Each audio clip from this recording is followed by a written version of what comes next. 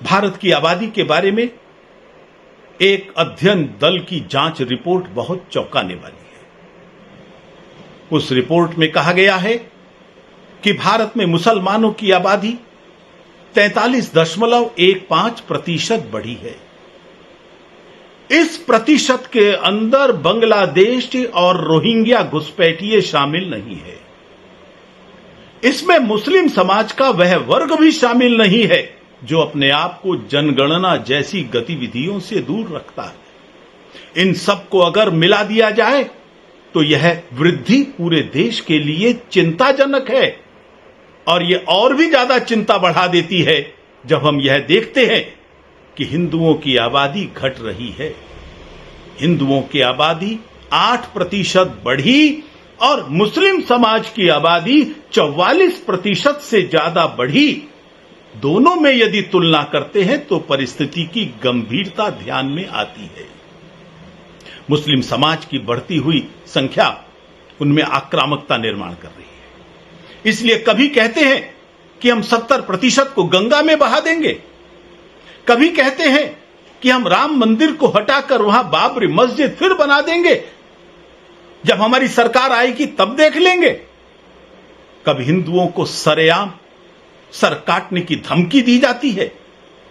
उनके नेताओं में आक्रामकता इतनी बढ़ रही है, हिंदू आस्थाओं का अपमान करते हैं, और कोई भी एक हिंदू उनके लिए अप्रिय बात कह दे, सरतन से जुदा का गैंग सक्रिय हो जाता है।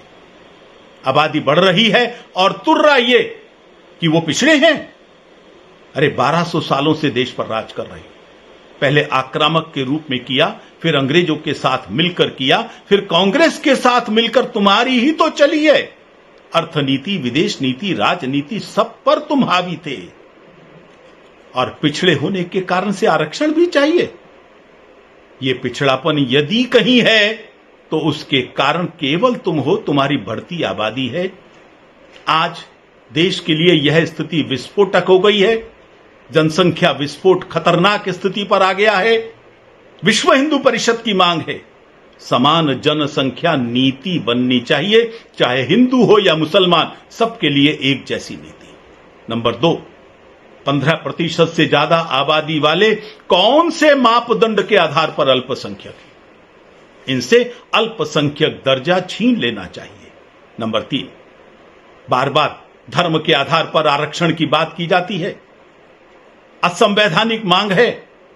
ओबीसी, शेड्यूल कास्ट, इनका हक छीनकर इनको देना चाहते हो, जो आबादी बढ़ा रहे हैं एक जिहाद के कारण से।